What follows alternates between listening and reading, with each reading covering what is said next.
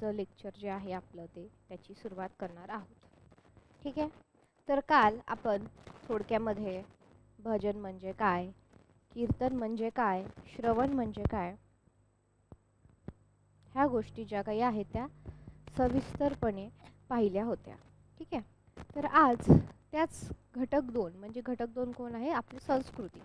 तर ते संस्कृतीतले जे काही महत्त्वाचे घटक आहे की म्हणजे संस्कृती म्हणजे काय आणि वाङ्मयाचं जे काही आहे ते संस्कृतीला कशा प्रकारे, संस्कृतीचं वाङ्मयाला कशा प्रकारचं योगदान राहिलेलं आहे ते आपण आज इथे पाहणार आहोत. ठीक आहे. तर घटक 2 जो आहे आपल्या अभ्यासक्रमातला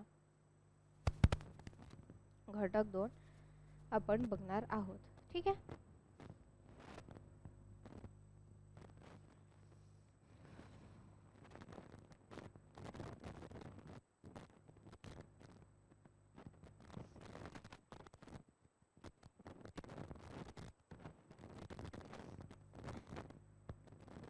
हेडलाईन द्यायची आहे.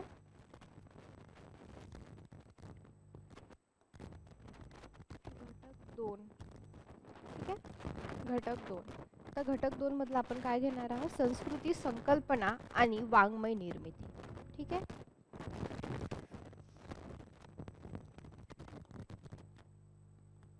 संस्कृती ही संकल्पना आणि हा संस्कृतीतून वाङ्मय निर्मिती कशी झाली आपण ते पाहणार आहोत.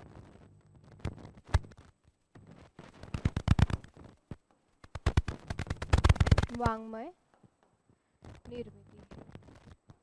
संस्कृती म्हणजे काय, तुम्हाला काय वाटतं, कशाला संस्कृती म्हणायचं आपण, किंवा संस्कृती कशाला म्हटलं पाहिजे, कशाला म्हणायचं संस्कृती, सांगा बरं. तर बघा, तत्पूर्वी आता हा जो घटक 2 आहे तर ह्या घटक 2 मध्ये काय काय आहे, घटक 2 मध्ये काय काय दिलेलं आहे तर ते आपण आधी पाहणार आहोत. की म्हणजे नेमकं घटक 2 ह्या सिलेबस मध्ये काय आहे, ते याच्यामध्ये कोणते घटक उपघटक म्हणू शकतो अंतर्भूत होतात ते आपण याच्यामध्ये पाहणार आहोत. ठीक आहे. Good evening all of you. Good evening. छान वाटलं आज सगळे वेळेवर आहे, नाहीतर मग 1 तास अर्धा तास असं सगळं करून तुम्ही जे काही आहे ते येत असता. तर असं आज तुम्ही व्यवस्थित वेळेवर आलात. ठीक आहे. तर आनंद आहे या गोष्टीचा. तर बघा, आता संस्कृती संकल्पना आणि वाङ्मय निर्मिती. ओके. तर याच्यामध्ये काय आहे की वाङ्मय संस्कृती त्याची आपण संकल्पना बघणार आहोत की म्हणजे नेमकं वाङ्मय संस्कृती कशाला म्हटलेलं आहे. त्याच्यानंतर आपण संस्कृतीचं स्वरूप पाहणार आहोत की संस्कृतीचं काय स्वरूप आहे. त्यानंतर संस्कृती आणि साहित्य याचा जो काही परस्पर संबंध आहे, म्हणजे संस्कृतीचा साहित्याशी किंवा साहित्याचा संस्कृतीशी एकमेकांशी कसा परस्पर संबंध आहे ते आपण बघणार आहोत. त्यानंतर वाङ्मय संस्कृतीचे जे काही पारंपरिक घटक आहेत. आता पारंपरिक घटक म्हणजे काय की परंपरेने चालत आलेले, जसं की आपण ओव्या पाहिल्या होत्या मागे. तर हे ओव्या काय आहे, एक पारंपरिक म्हणजे पिढ्यानपिढ्या परंपरेने तो चालत आलेला घटक आहे. ठीक आहे. तर याच्यामध्ये म्हणजे याला काय नाव आहे, तर याला मौखिक परंपरा असं म्हटलं जातं. मौखिक परंपरा असं म्हटलं जातं.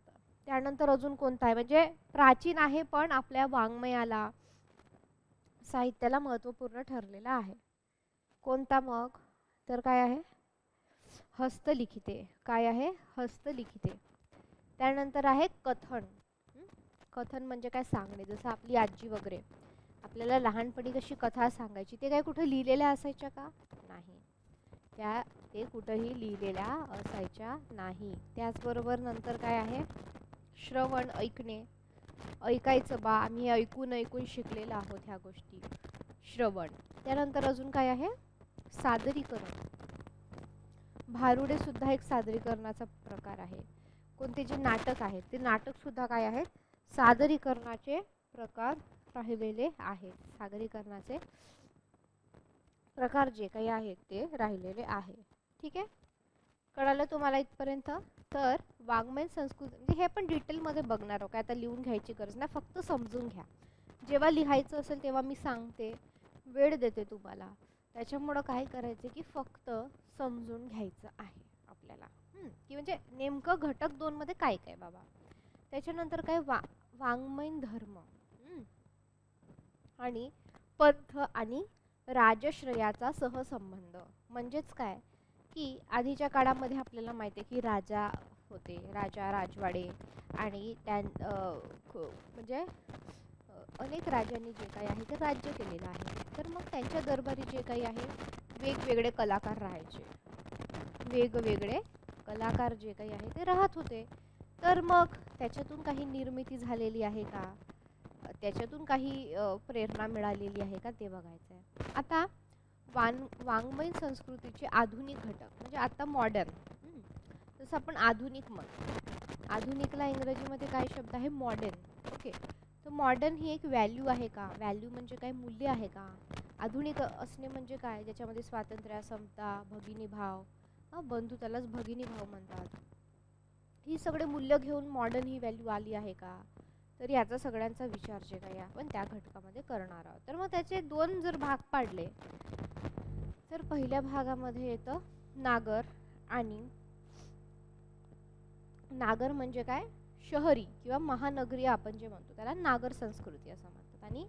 आणि ग्रामीण, ग्रामीण म्हणजे आपल्याला माहीतच आहे. ठीक आहे, तर याच्यामध्ये मग काय येणार की लेखक आणि वाचक यांच्यामधले जे काही आदान प्रदान आहे, म्हणजे एखाद्या लेखकाने लिहिलंय, कविता असेल, कादंबरी असेल, काहीही असेल, तर ते वाचकाला आवडतं, वाचकाला त्याच्यामध्ये इंटरेस्ट आहे, जिज्ञासा आहे, कुतूहल आहे, जाणून घ्यायचं आहे, म्हणून तो वाचतोय. आपण पाहतो की काही काही लेखकांनी जे काही लिहिलेल्या कॉपीज आहेत तर ते बेस्ट सेलर ठरलेल्या असतात. तिथे लिहिलेलं असतात की इतके लाख कॉपीजचं सेल सोल्ड आउट, इतके कॉपीज, खूप इतक्या प्रती विकल्या गेल्या, या नंबर 1चा आहे, नंबर 2चा आहे. तर हा जो भाग आहे तो काय आहे, लेखक व वाचक यांच्यातील आदानप्रदानावर हा भाग आहे. त्याच्यानंतर काय आहे, वाङ्मयीन संस्कृती संघर्ष, की अभिजन बहुजन. आता अभिजन म्हणजे काय की एलिट जो क्लास म्हणतो, म्हणजे वरच्या वर्गाचे, आणि बहुजन म्हणजे काय, खालच्या वर्गाचे, जसं की कनिष्ठ वर्ग किंवा दलित वर्ग आपण म्हणतो. मग दोघांमध्ये वाद असतो की बाबा नेहमी आम्ही बहुजन लोकांचंच ऐकलेलं, नेहमी जे काही आहे आम्ही अभिजन वर्गाचंच ऐकलंय, म्हणजे तुम्ही आमच्यावर थोपवलंय तुमचं साहित्य,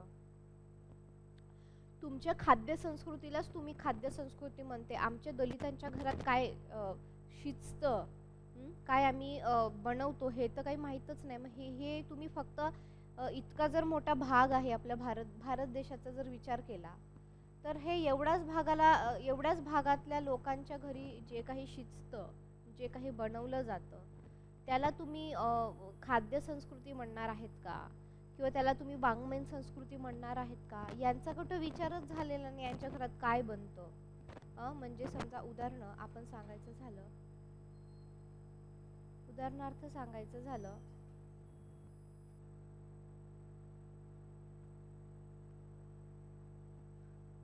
सांगायचं झालं की तुम्ही जर पाहिलं तर जे कॉम्पिटिशन्स असतात बऱ्याचदा स्पर्धा, तर ते स्पर्धा कशा असतात की खाद्य संस्कृती, मग उपवासाचे पदार्थ, नारळाचे पदार्थ, याचे पदार्थ, त्याचे पदार्थ, तिथे तुम्ही नॉनव्हेज जे काय आहे तिथे तुम्ही अलाव केलेलं नाही आहे.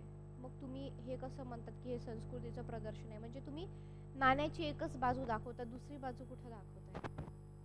ठीक आहे, किंवा जे यूट्यूबर आहेत आजकालचे, तर ते दाखवतात इथं खूप चांगलं मिळतं, तिथं खूप चांगलं मिळतं, पण जो मेन रिजन असतो कुठला तरी, तिथं जे असं काय म्हणू शकतो आपण तिला, तिथे असे ठेले असतात किंवा असं काहीतरी कान्याकोपऱ्यात कुठेतरी अतिशय उत्तम आणि स्वादिष्ट असं ठिकाण असतं, ते तुम्ही तिथं दाखवत नाही. मग तुम्ही ह्या गोष्टींना प्रमोट करतायत का किंवा काय करताय का. तर ह्या ज्या सगळ्या गोष्टी आहेत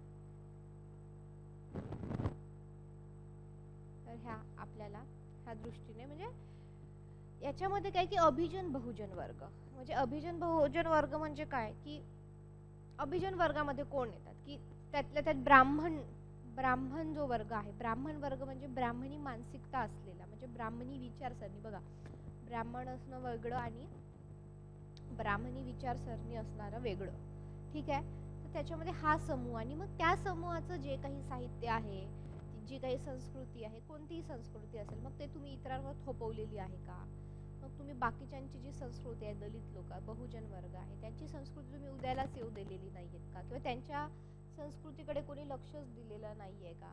तर मग हे जो काही संस्कृतीचा जो काही संघर्ष आहे, तर हा संस्कृतीचा संघर्ष आपण याच्यामध्ये बघणार आहोत. त्याच्यानंतर काय आहे, भाषा शुद्धी व वाङ्मयीन शुद्धीच्या संकल्पना. तर म्हणजे आता शुद्ध भाषा असते का, काय म्हणजे भाषा शुद्धीची प्रक्रिया म्हणजे काय. मग काही जणांनी असा अट्टहास धरला होता की एकही दुसऱ्या भाषेतला शब्द नको, सगळं मराठीच्या मराठी, आणि घ्यायचं असेल तर संस्कृत मध्येच घ्यायचं, अशी एक चळवळ.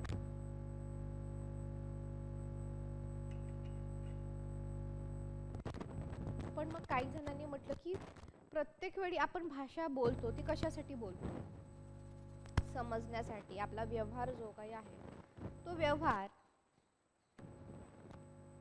सुरळीत चालण्यासाठी, तो व्यवहार समजण्यासाठी, तो व्यवहार जो काही आहे पुढे जाण्यासाठी आपण हे सगळं करत असतो, बरोबर आहे. तर हे सगळं जेव्हा आपण करतो तर मग त्याच्यामध्ये जर संस्कृतचे अजून तुम्ही शब्द आणता, क्लिष्ट बनवता, तर त्याला काय अर्थ आहे. जर त्याच्या बदली आम्ही एक साधा सोपा सरळ शब्द वापरत असू जो दुसऱ्या भाषेतला आम्ही घेतला असू, त्यांनी काय होणार आहे की मराठीची जी काही आहे शब्दसंपदा वाढणार आहे आणि त्याचबरोबर काय होणार आहे, बोलायला सुद्धा सोपी होणार आहे. तर ते डिटेलमध्ये आपण त्या घटकामध्ये बघणार. नंतर श्लील अश्लील संबंधीचे वाद. म्हणजे कोणी आता श्लील अश्लील आपल्याला माहिती आहे, अश्लील म्हणजे काय, ठीक आहे, अश्लील म्हणजे काय आपल्याला माहिती आहे. तर त्याच्याबद्दलचे जे काही वाद आहे, म्हणजे एखाद्या साहित्याने एखादी कलाकृती उभारली आणि त्याच्यामध्ये काहीतरी वर्णन केलेलं आहे, तर ते मुद्दामून केलेलं आहे का, की त्याच्या मागे काही कारण होती का, की लोकांनी तसं घेतलेलं आहे, या प्रकारचे अनेक गोष्टी. जसं आपण बघतो की सेन्सर बोर्ड आपल्या सगळ्यांना माहिती आहे. तर हा जो काही सेन्सर बोर्ड आहे, हे काय करतात, सेन्सर बोर्डचं काम काय आहे सांगा. तर आता झाले आहे 4:13. 4:13 झालेले आहे आता, आणि काही विद्यार्थी जे आहे ते क्लास नेहमीप्रमाणे उशिरा येतात, त्याच्यामुळे वेळेवर येणं खूप महत्त्वाचं आहे, ठीक आहे. तर आता सेन्सर बोर्डचं जे काही काम आहे, तर सेन्सर बोर्डचं काम काय असतं की एखादा चित्रपट आलेला आहे, तर त्याच्या चित्रपटाला काय करायचं आहे, मान्यता देणे. त्या चित्रपटाला मान्यता देण्याचं काम, की म्हणजे ते चेक करतात की बाबा याच्यामध्ये काही वादग्रस्त आहे का, कोणाच्या धार्मिक भावना दुखवल्या गेलेल्या आहे का, काही एक्स्ट्रीम गोष्टी आहेत का, काही अश्लील गोष्टी आहेत का. मग अश्लील गोष्टी म्हणजे खरंच अश्लील गोष्टी आहेत का, की मग काही जणांचं असतं की मुद्दामून बॅन करायचं आहे. तर हे सगळं चेक करून जे काही आहे सेन्सर बोर्ड आहे ते मान्यता देत असतं. त्याच्यानंतर काय आहे की अभिव्यक्ती स्वातंत्र्य व निर्बंध. आता अभिव्यक्ती स्वातंत्र्य म्हणजे काय की फ्रीडम ऑफ स्पीच. अभिव्यक्ती म्हणजे काय की बाबा मला जे वाटतं, मला जे करायचं आहे ते बोलण्याचं जे काही आहे ते स्वातंत्र्य म्हणजे अभिव्यक्ती स्वातंत्र्य होय. त्याला काय म्हणतात, अभिव्यक्ती स्वातंत्र्य म्हणजे फ्रीडम ऑफ स्पीच, म्हणजे मला बोलण्याचं जे काही स्वातंत्र्य आहे म्हणून. तर आता बोलण्याचं जे काही स्वातंत्र्य म्हणून काही पण बोलत सुटणार का तुम्ही, उद्या टेम्पो असं काहीतरी कॅम्प लावून तिथे शिव्या देत बसणार आहेत का, तर काही बोलणार आहे का नाही. तर त्याला पण काहीतरी लिमिटेशन्स आहे, तुम्ही बोला पण त्याचे सुद्धा काही निर्बंध आहेत, असं तुम्हाला बोलायला पाहिजे, ठीक आहे. त्याच्यानंतर सामाजिक प्रबोधनामध्ये वाङ्मयीन संस्कृतीचे योगदान. म्हणजे सामाजिक प्रबोधन करणे. प्रबोधन म्हणजे काय, प्रबोधन म्हणजे एखाद्या गोष्टीबद्दल जागृती निर्माण करणे. जसं की मुलीला शिकवा, काय बेटी बचाओ बेटी पढाओ, समजा हे आपल्याला सगळ्यांना माहीत आहे, बरोबर आहे. मग हे सांगायची गरज का पडते, तर त्याच्यासाठी जे काही आहे सामाजिक प्रबोधन ते आपल्याला आहे. त्याच्यामध्ये आपण मग हे पथनाट्य, त्याच्यानंतर सत्य शोधकी जलसे म्हणजे असे जलसे त्याच्यातून सत्य दाखवणे जे काही आहे ते. त्यानंतर आंबेडकरी जलसे, आंबेडकरी जलसे, स्वातंत्र्य, समता, बंधुता, लोकशाही मूल्ये, भगिनी भाव, ह्या सगळ्या गोष्टींवर जो काही आहे तर तो आधारलेला आहे. ठीक आहे. त्यानंतर मेळे, वेगवेगळ्या प्रकारचे जे मेळावा भरतो, मेळे भरतात ते. आता त्यानंतर आपण बघूयात की संयुक्त महाराष्ट्र म्हणजे घटक 2 मध्ये काय, आपण घटक 2चे काय काय घटक 2 मध्ये ते बघतोय. तर आता संयुक्त महाराष्ट्र चळवळीतील आविष्कार बघा. आता संयुक्त महाराष्ट्र चळवळ म्हणजे नेमकं काय आहे, तर बघा आधी कसं होतं की आपल्याला माहित आहे भारताची फाळणी झाली, त्यातल्या त्यात मग बंगालची फाळणी, म्हणजे असं फाळणी झालेलं आहे. नंतर मग काय झालं की भाषावार प्रांत रचना, आधी हे सगळं एक होतं. मग जसं आपण म्हणतो ना 1 मे 1960 रोजी महाराष्ट्राची स्थापना झाली, तर ही कशी झाली, तर हे भाषावार प्रांत रचना होता किंवा राज्य पुनर्वसन आयोग जो काही होता त्याच्यामध्ये काय ठराव मंजूर झाले की भाषावार प्रांत रचना करायचे, वेगवेगळे आपल्याला भाग करायचे भारताचे. का, कारण ते प्रशासकीय दृष्टीने आपल्याला काय व्हावं, सोयीस्कर व्हावे, ते त्याचं प्रशासकीय दृष्ट्या जो काही कारभार आहे तो पद्धतशीरपणे व्हावा. तर त्यासाठी जे काही आहे ते आपल्याला भाषावार प्रांत रचना दिसून येते. तर त्याच्यामुळे तेलुगू बोलणाऱ्या लोकांचा आंध्र प्रदेश, त्यानंतर मराठी बोलणाऱ्या लोकांचा महाराष्ट्र, गुजरात बोलणाऱ्या लोकांचा गुजराती बोलणाऱ्या लोकांचा गुजराती.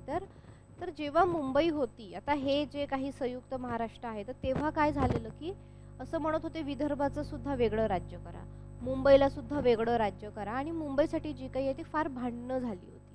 आणि तेव्हा बाबासाहेब आंबेडकरांनी म्हटलं होतं की म्हणजे मुंबई जो काही आहे खूप इंट्रिगल पार्ट आहे आपल्या महाराष्ट्राचा, तो गेला तर महाराष्ट्रात फारसं काही उरणार नाही. त्याच्यामुळे खूप लढे झाले, लोकांनी प्राण गमावले. मुंबई आज आपल्याला असं वाटते मुंबई मुंबई मुंबई, पण ती मुंबई महाराष्ट्रात राहण्यासाठी अनेक लोकांनी जे काही आहे त्यांचे प्राण पणाला लावले, प्राण गमावले, अनेक लोक जखमी झाले. तर आणि गुजरातला सुद्धा मुंबई हवी होती, आणि मग त्यानुसार मग काही आदेश असे आले की ठीक आहे, गुजरातलाही मुंबई नको, महाराष्ट्रातलाही मुंबई नको, तर आपण मुंबईला एक सेपरेट केंद्रशासित प्रदेश काय असतं की ज्याचा सगळा कारभार राष्ट्रपतीकडे असतो. जसा राज्यांचा कारभार मुख्यमंत्र्यांकडे असतो, तसं जे केंद्रशासित प्रदेश आहे तर त्याचं जे संसद, राष्ट्रपती ते जे काही आहे तर ते त्यांचं पाहत असतं, आणि त्यांना विशेष अधिकार आणि ह्या सगळ्या गोष्टी असतात. मणिपूर आहे, नागालँड आहे, बाकीच्या आहेत. तर मग तर हे संयुक्त महाराष्ट्र म्हणजे महाराष्ट्र जो तो संयुक्त राहिला. संयुक्तचा अर्थ काय होतो, एकत्र. म्हणजे आम्हाला विदर्भ पण वेगळा नकोय, विदर्भ पण महाराष्ट्रात राहील, मुंबई पण वेगळी नकोय, गुजरातमध्येही नको, आणि तिचं काय ते केंद्रशासित प्रदेश सुद्धा झालेली नकोय आम्हाला, तर मुंबई पण पाहिजे, विदर्भ पण पाहिजे, सगळं. मग त्याच्यासाठी हा महाराष्ट्र जोडून ठेवण्यासाठी जी काही चळवळ झाली तर तिला संयुक्त महाराष्ट्र चळवळ असं म्हणतात. तर याच्यामध्ये प्रक्रिया अत्री आहे, म्हणजे आपले जे मराठीतले साहित्यिक आहे त्यांनी सुद्धा खूप महत्त्वाची भूमिका जी काही आहे ती बजावलेली आपल्याला दिसते. तर ती भूमिका बजावण्यासाठी प्रक्रियत्रे त्यांना जेल झालेले होते. मग शिरीष म्हणजे त्यांना तेव्हा जेल झाली होती, तर तेव्हा कशी सुविधा होती की प्रक्रियत्रेंचा जो काही डब्बा आहे तो घरून जायचा त्यांना, आणि ते घेऊन जायचे शिरीष पै. शिरीष पैचं नाव ऐकलंय ना आपण, कुठे ऐकलंय,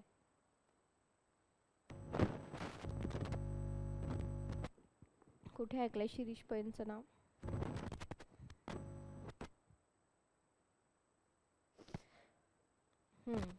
गुड, हायकूमध्ये ऐकलंय. आणि त्याचबरोबर जेव्हा मी जात चोरली होती, आपल्याला जे काही साहित्यकृती आहे त्याची जी प्रस्तावना आहे ती शिरीष पैंनी लिहिली. तर मग ते काय करायचं की डबा घेऊन जायचे.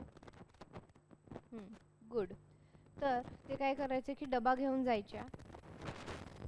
शिरीष पै त्यांच्या मुलगी होत्या अत्रेंना, आणि मग अत्रे काय करायचे की त्याच्यामध्ये कागद, त्यांनी लिहिलेले जे कागद आहे आणि त्यांची जी भाषा होती आणि सगळ्या गोष्टी खूप अशी ज्वलंत आणि होती, तर त्याच्यामुळं मग ते डब्यामध्ये आणायचे आणि मग ते लेख जे काही छापले जायचे ते एक अशा प्रकारचे ते संयुक्त महाराष्ट्राविषयीचं आहे. त्याच्यानंतर काय आहे की वैचारिक प्रबोधन, मग त्याच्यामध्ये उद्बोधन असेल, निबंध आहेत, वेगळ्या वेगळ्याने लिहिलेला निबंध हा सुद्धा वाङ्मयाचा प्रकार आहे, की बाबा एखाद्या गोष्टीवर अभ्यास करून जे काही सविस्तर लिहिलं पण त्याला नाव निबंध दिलेलं आहे अशा प्रकारे.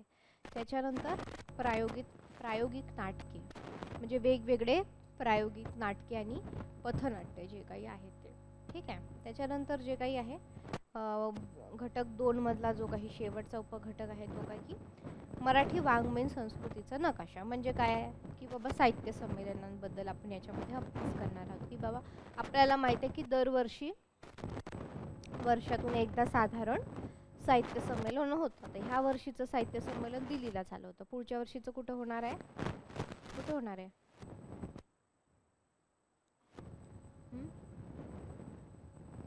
पुढच्या 2026चं मराठीचं साहित्य संमेलन कुठे होणार आहे? आलेलं आहे न्यूजला. कुठे होणार आहे? सातारा. साताऱ्याला जे काही आहे पुढच्या वर्षीचं साहित्य संमेलन, जे साताऱ्यातले असतील आपल्या क्लासमधले जवळपासचे असतील, सांगली वगैरे, अजून व्हायचे. 1-2 नावं आहेत पण अजून फायनलाइज, म्हणजे कधी कॅन्सल होतं कधी हे होतं. तर सातारा ज्यांना पॉसिबल आहे त्यांनी नक्कीच त्या आयुष्यात एकदा तरी मराठी साहित्य संमेलन साधारण जानेवारी-मार्च पर्यंतच्या याच्यात होईल. ठीक आहे. आणि तर मग आता हे साहित्य संमेलन जे होते त्याच्यातले परिवर्तन आहे, म्हणजे फक्त मराठी साहित्य संमेलन होत नाही, तर मग जे प्रवाह आहे मराठीतले, जसं की मुस्लिम प्रवाह, ख्रिश्चन प्रवाह, जैन प्रवाह, बुद्धिस्ट प्रवाह, आदिवासी प्रवाह, स्त्री साहित्याचा प्रवाह, हे वेगवेगळे प्रवाह जसे आहेत तर त्याच्यावर सुद्धा दरवर्षी आपल्याला संमेलने दिसून येतात. जसं शाहिरी आता सध्या सांगलीला झालं मागच्या महिन्यात का या महिन्यामध्ये, मागच्या महिन्यात सांगली येथे शाहिरी काव्य संमेलन झालं सांगलीला. तर अशा प्रकारे वेगवेगळे साहित्य वर्षातून एकदा ते साहित्य संमेलन होतात, की नेमकं काय चाललंय, कसं चाललंय, आणि जो कोणी अध्यक्ष असतो मग त्याचा तो विषय वगैरे. जसं की यावर्षी तारा भवाडकर होत्या, मग त्यांनी लोकसाहित्याविषयी एकंदरीत जे काही चाललेलं आहे त्याच्याविषयी अत्यंत सुंदर असं भाषण केलेलं आहे, आणि ते भाषण कशावर आहे? यूट्यूबवर आपल्याला उपलब्ध आहे. ठीक आहे. तर ते तुम्ही यूट्यूबचा जे काही आहे चांगला फायदा करा, कारण म्हणजे बरीच आजची तरुण पिढी रील्स आणि बाकी सगळ्या गोष्टींमध्ये गुंतलेली आहे. तर साहित्य संमेलन कशी असतात, साहित्य संमेलनातली भाषणं कशी असतात, अभंग कशा असतात, पोवाडे कसे असतात, आपण जे कीर्तन कसे असतात ते थोडंसं पाहत चला, म्हणजे डोक्यात तुमच्या राहणार. ठीक आहे. त्यानंतर साहित्य संमेलनावर बघा, जर तुम्ही पेपर ॲनालिसिस व्यवस्थित केला असेल तर त्यांना ना खूप इंटरेस्ट आहे की पहिले, दुसरे, तिसरे साहित्य संमेलन कुठे झाले. त्यातल्या त्यात आदिवासी याच्यावर त्यांनी भरपूर विचारलेलं आहे. तर आपल्याला पहिलं, दुसरं, तिसरं कुठे झालेलं आहे हे पाठ पाहिजे. जसं आदिवासी साहित्य संमेलन भद्रावती असेल तिकडे चंद्रपूरच्या भागामध्ये, तिकडे सुद्धा ब्रह्मपुरी, वणी ह्या साईडला आहे, हे चंद्रपूर जिल्ह्यामध्ये येतात. कारण काय आहे तिथं घेण्याचं? ते मुंबईला, पुण्याला का नाही घेतलं त्यांनी? काय कारण असावं तिकडं घेण्याचं? गुड. कारण काय आहे? आदिवासी तिथे समूह आहे, जमात आहे. तर आपल्याकडे आदिवासी म्हणजे चंद्रपूरला आहे, गडचिरोलीला आहे, धुळ्याला आहे, नंदुरबारला आहे. तर अशा काही ठिकाणी आपल्याला जे पालघरला सुद्धा आहे. तर मग जिथं असेल तिथंच ते घेतील, बरोबर आहे ना? तर मग त्यामुळे तिथं ते काही जी साहित्य संमेलन आहे ती साहित्य संमेलन तिथे पार पडली. ठीक आहे. नंतर काय की वादविवाद आणि भूमिका. आता वादविवाद त्याला इंग्रजीमध्ये म्हणतात डिबेट कॉम्पिटिशन, किंवा 2 दिग्गज लोक आहेत, नॉट नेसेसरी का त्यांचे विचार सेम असतील. कोणी म्हणणार हे बरोबर आहे, कोणी म्हणणार ते. जसं की आपल्या पॉलिटिकल पार्टीज आहे, कोणी म्हणतात हे बरोबर आहे, कोणी म्हणतात ते बरोबर आहे. एकाने योजना काढली की मग त्याला विरोध करण्यासाठी ते बरोबर एक तात्विक मुद्दे मांडतात. तर मग ते असंच आपण त्याला विरोध नाही करू शकत ना. तुमचा बेस, तुमचा अभ्यास ते कसं चुकीचं आहे हे तुम्हाला दाखवावं लागतं. तर वादविवादमध्ये नुसतं मग तू चुकला आहेस, नको करू असं म्हणून काही फायदा नाही आहे. तर त्याला तुम्हाला तुमचे पुरावे, तुमचे तात्विक गोष्टी ह्या सुद्धा काय करतात, ह्या सुद्धा तिथे महत्त्वाच्या ठरतात जे काही आहे ते. ठीक आहे. त्यानंतर त्यांची भूमिका काय आहे, बरोबर, तुम्हाला जर कधी वेळ मिळाला तर एक वादविवाद डिबेट कॉम्पिटिशन्स असतात खूप छान छान, ते तुम्ही बघत चला. जे पुण्यात असतील ते इथं इथं भरतनाट्यगृह आहे तर तिथे हे असतं, एकांकिका, नाटकं जी मराठीला आहेत तुमच्या, किंवा काय म्हणू शकतो आपण त्याला, वक्तृत्व स्पर्धा, म्हणजे अतिशय उत्तम दर्जाच्या. एखादा कुठला तरी सामाजिक विषय असतो, पॉलिटिकल सामाजिक, आणि त्याच्यावर अत्यंत सुंदर असं जे काही आहे ते डिबेट म्हणू शकतो, किंवा ते कॉम्पिटिशन जे काही आहे ते आपल्याला तिथे पाहायला मिळतं. आणि हे म्हणजे मला असं वाटतं की बरेच जण आहेत आपल्या घरी राहतात, ते रोज एक रटाळवाणं आयुष्य, उठा, फ्रेश व्हा, खा, अभ्यास करा, जेवण करा, झोपा, उठा, चहा प्या आणि झोपा, असं एक त्याच्यातून काहीतरी वेगळं असं जे तुमच्या जीवनातली जी काही मूल्य आहेत ती मूल्य वाढवणार, तुमचं व्यक्तिमत्व खुलवणार, आणि ह्या गोष्टी खूप महत्त्वाच्या ठरतात. तुम्ही जर तसे पाहिले तर तुमचे जे काही काय म्हणू शकतो आपण गैरसमज दूर होतात, तुमची काही ठाम मते बनतात मग अशामुळे. ठीक आहे. त्यानंतर काय आहे की वाङ्मय घटकांची वाङ्मयिक संस्कृतीवरील आक्रमणे, म्हणजे आक्रमणे जी काही आहे ती. नंतर वाङ्मयीन संस्कृतीची लेखकाची प्रतिमा कशी आहे, तो लेखक म्हणून, आणि सगळ्या गोष्टी कशा आहेत. आणि त्यानंतर आहे की मराठी समाज, मानस आणि ग्रंथ व्यवहाराचा प्रभाव. मग त्याच्यामध्ये आपण छपाई, मग कसं जेव्हा छपाई आलं तेव्हा वाचन आलं, कारण आधी हे सगळं मौखिक होतं. जसजसं छपाई आलं तसतसं खूप वेगाने प्रसार होऊ लागला. त्याचबरोबर काय होऊ लागलं, प्रसार होऊ लागला, भाषांतर व्हायला लागले, सगळ्या गोष्टी व्हायला लागले. तर आता आपण आधी काय करूया की समजून घेऊया की संस्कृती म्हणजे नेमकं काय. आपण आता समजून घ्या संस्कृती म्हणजे नेमकं काय. तर आपला घटक 2, ठीक आहे, घटक 2 मध्ये संस्कृती म्हणजे, तर संस्कृती समजून घेण्याच्या आधी मला सांगा, हे मी नेहमीच प्रत्येक बॅचला विचारते की वाङ्मय म्हणजे काय आणि साहित्य म्हणजे काय, की दोन्ही एकच आहे. सांगा ऑनलाईन ऑफलाईन विद्यार्थी, सांगा बरं.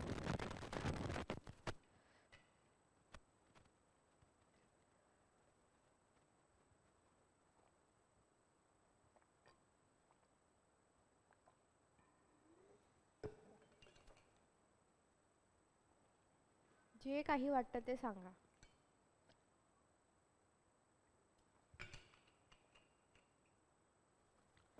साहित्य म्हणजे काय आणि वाङ्मय म्हणजे, आपण म्हणतो ना मराठी साहित्य, मराठी वाङ्मय, काय आहे त्याचा अर्थ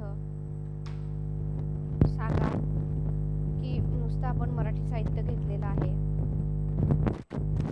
नेमका अर्थ काय वाङ्मय आणि साहित्य मध्ये सांगा बरं.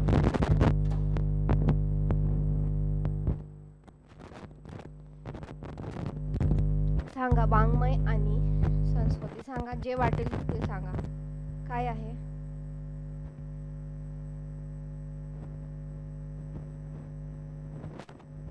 वाङ्मय म्हणजे काय आणि साहित्य म्हणजे काय.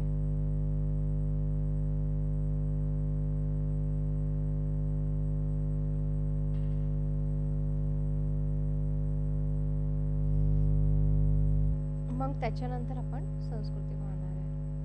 संस्कृत हे प्राचीन असते पण सुरू राहते, आणि वाङ्मय हे लिखित असते, आता लिहिलेले. बघा प्रश्न काय होता, प्रश्न असा होताच नाही की संस्कृती आणि वाङ्मय. प्रश्न हा आहे की साहित्य आणि वाङ्मय म्हणजे काय. तर बघा वाङ्मय म्हणजे काय की जे वाणीतून निघालं आहे. ओके, जे वाणीतून निघालं आहे,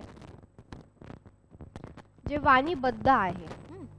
तर थोडंसं लिहून देते तुम्हाला.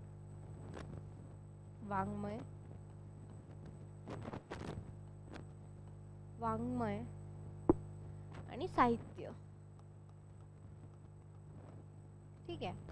तर वाङ्मय म्हणजे काय, तर जे वाणीतून आलेलं आहे, जे वाणीबद्ध आहे किंवा वाणीतून आलेलं आहे. हो हो, मौखिक. आता बघा आपल्याकडे अनेक गोष्टी ज्या काही आहे त्या मौखिक साहित्यातून आलेल्या आहे. ओव्या, भजने, भारुडे, खूप सारं जे काही आहे ते वाणीतून आलेलं आहे. म्हणजेच जे वाणीबद्ध असते ते काय असतं, वाङ्मय असतं. ठीक आहे. तर आणि साहित्यामध्ये काय असते, जे त्यातल्या त्यात लिखित आपण जे म्हणतो, लिखित जे काही आहे. मग जसं काळ बदलत गेला मग लिपी आली आणि ह्या सगळ्या गोष्टी. तर लिखित नाही, लिखित, हा, लिखित लिखित लिखित सगळं लिखित. तर गद्यपद्य दोन्ही लिखितच असतं ना. गद्यपद्य दोन्ही लिखित असतं. ते कविता लिहिली आहे, कविता आहे ती लिहिलेली असते ना, म्हणजे लिखित आहे ना. समजलं का? पद्य म्हणजे काय, गद्य आणि पद्य. गद्याचा अर्थ काय होतो, जे पाठासारखं असतं, पाठासारखं नुसतं लिहिलेलं असतं. आणि पद्य म्हणजे काय, की त्याच्यामध्ये कविता आणि काव्य, जे कविता आणि काव्य सोडून असतं ते पद्य असतं. आणि नाही सॉरी, ते पद्य असतं, कविता आणि काव्य, आणि बाकी सगळं ते जे राहिलेलं आहे ते गद्य असतं. ठीक आहे. तर बघा आता, जे वाणीबद्ध असतं ते वाङ्मय साहित्य आणि शास्त्रीय साहित्य यामध्ये फरक आहे. वाणी वाङ्मय आणि शास्त्रीय वाङ्मय यात मूलभूत फरक आहे. शास्त्रामध्ये काय असतं, भावना नसते, बुद्धिमत्ता नसते, किंवा बुद्धिमत्ता म्हणण्यापेक्षा बुद्धिगम्यता नसते. म्हणजे शास्त्रामध्ये भावना नसते. म्हणजे कुठलंही शास्त्र घेतलं तर समजा उदाहरणार्थ आपण सायन्स घेतलं, बायोलॉजी घेतलं, त्याच्यामध्ये आपल्याला काही भावना दिसतात का? तुम्ही एखादं शास्त्र वाचलाय, फिजिक्स, जिओग्राफी,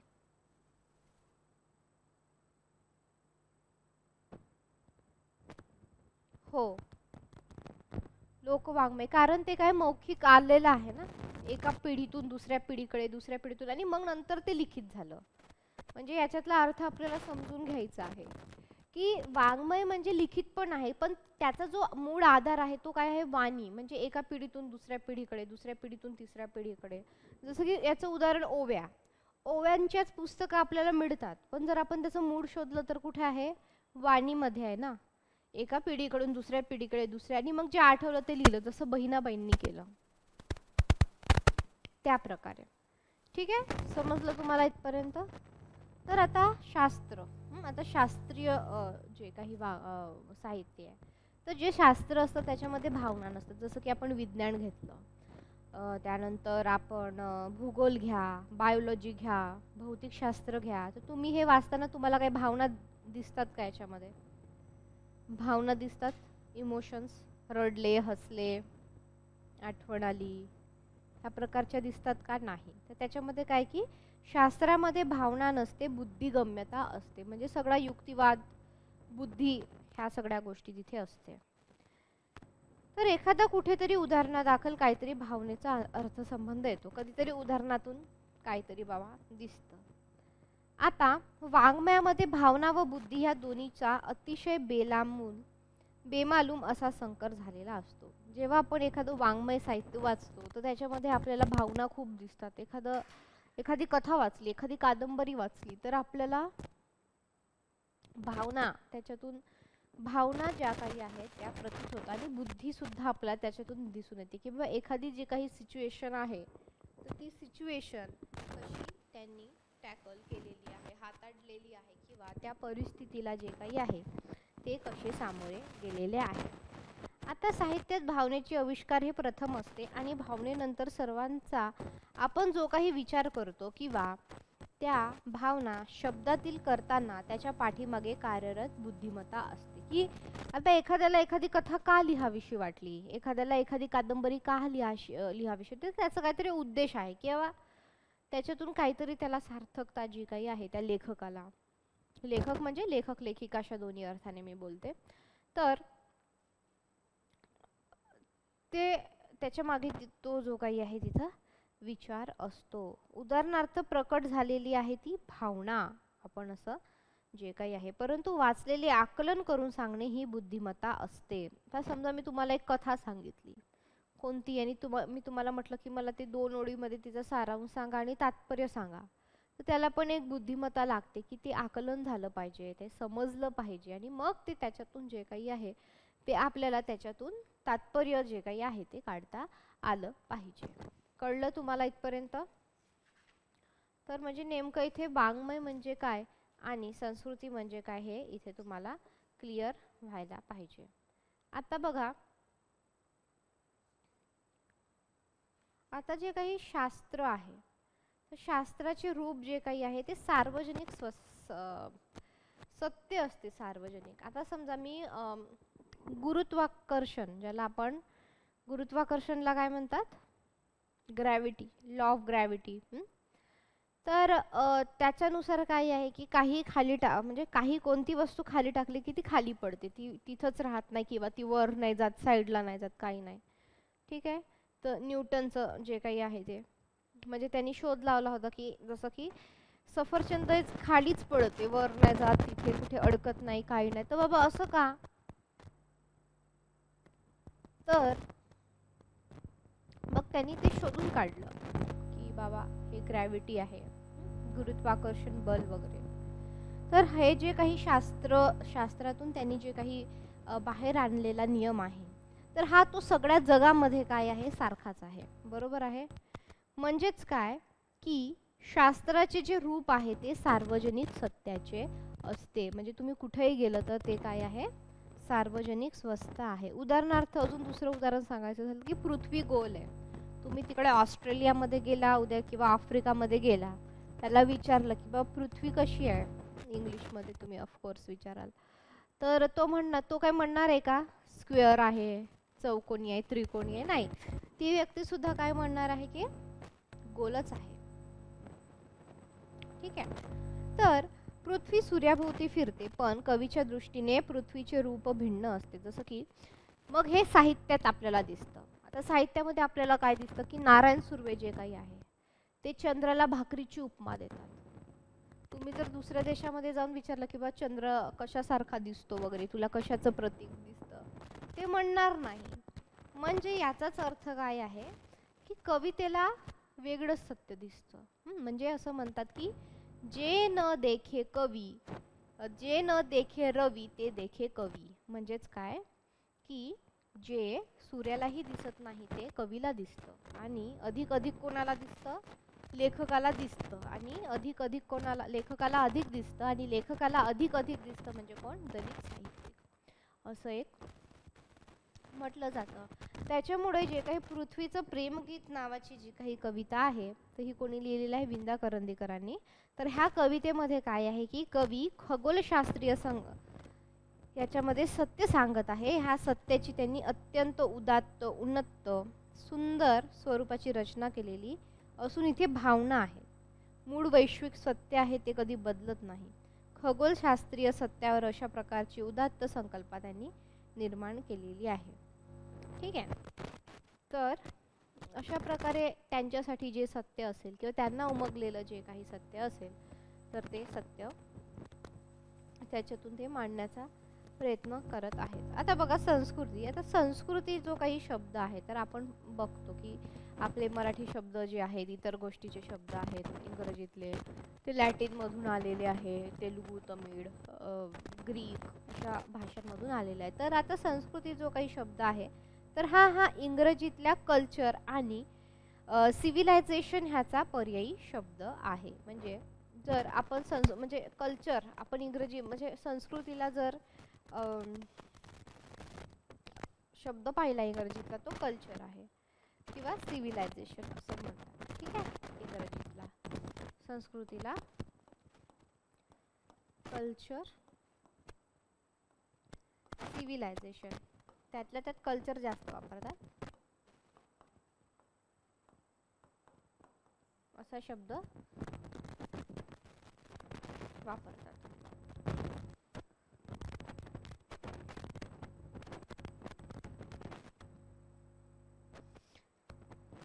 आता संस्कारांनी ज्याची सिद्धी झालेली असते तर ती काय असते, संस्कृती असते. म्हणून संस्कार आणि संस्कृती ह्या दोन्हींचा अविभाज्य संबंध आहे. हे दोन्ही शब्द संस्कृतमधील सम आणि कृ ह्या धातूपासून सिद्ध झालेले आहेत. हे कुठून आलेलं आहे संस्कृती शब्द? संस्कृत मधून. आणि कसं झालेलं आहे? सम अधिक क्रू. सम अधिक क्रू लिहून घ्यायचं. ते ह्या धातूपासून हे तयार झालेले आहेत. सम अधिक क्रू ह्या धातूपासून काय झालेले आहेत? सिद्ध झालेले आहेत. लिहून घ्यायचं आहे व्यवस्थित.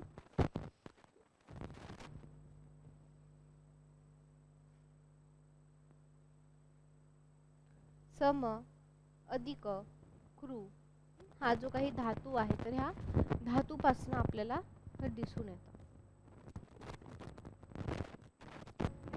संस्कृती हा शब्द निर्माण झालेला आहे.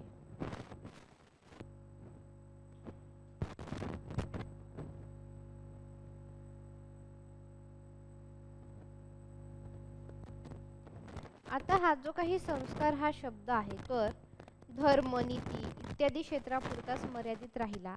आणि म्हणजे संस्कृती किंवा संस्कार जेव्हा आपण वाचतो तेव्हा आपल्या डोक्यात येतं की संस्कार किंवा संस्कृती, मग धर्म, जातीशी निगडीत किंवा मग आईवडिलांचे संस्कार असं पहिलं डोक्यात येतं. पण ते तसं आहे का किंवा फक्त त्या क्षेत्रापुरती मर्यादित आहे का ते आपण बघणार आहोत. धर्मासह समग्र अंतर्बाह्य जीवनाच्या अवस्थेसाठी संस्कृती हा शब्द जो काही आहे रूढ झाला. संस्कृतीचा जो काही अर्थ आहे तो खूप व्यापक आहे. व्यापक आहे म्हणजे काय आहे? मोठा आहे. काय आपण त्याला फक्त असं नाही आई वडिलांचे संस्कार म्हणजे तेवढं संस्कार फक्त त्याच्यापुरती मर्यादित. धर्माचे संस्कार, जातीचे संस्कार, पिढ्यांचे संस्कार, वंशाचे संस्कार आपण असं नाही म्हणू शकत. तर त्याचा असा एक मोठा व्यापक असा एक अर्थ जो काही आहे तो आहे. संस्कृती बरोबरच प्रकृती आणि विकृती हे दोन शब्द आपल्याला लक्षात घेता येतील. कारण त्यांचा जो काही संबंध आहे तो परस्पर संबंध आहे म्हणजे एकमेकांना निगडीत. आता जेव्हा आपण प्रकृती म्हणतो म्हणजे काय? प्रकृतीचा अर्थ काय होतो? तुम्हाला हा शब्द बऱ्याच ठिकाणी ऐकायला मिळेल किंवा हे प्रकृती म्हणजे काय? बरोबर, अगदी बरोबर. प्रकृती म्हणजे व्हेरी गुड. प्रकृती म्हणजे निसर्ग. विकृती म्हणजे काय? प्रकृती, विकृती.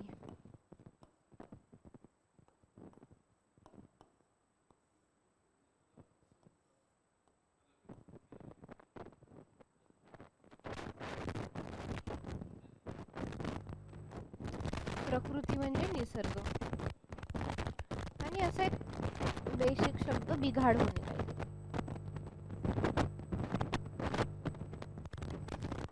विकृत आहे आपण म्हणतो ना, विकृत आहे, वाईट आहे, बिघाड झालेला आहे, खराब झालेला आहे. आपण म्हणतो ती व्यक्ती खूप विकृत आहे बाबा असं. म्हणजे काय की बिघाड, प्रकृतीत बिघाड होणे. तर त्यातल्या त्यात काय प्रकृतीत जे काही आहे बिघाड होणे तर त्याला आपण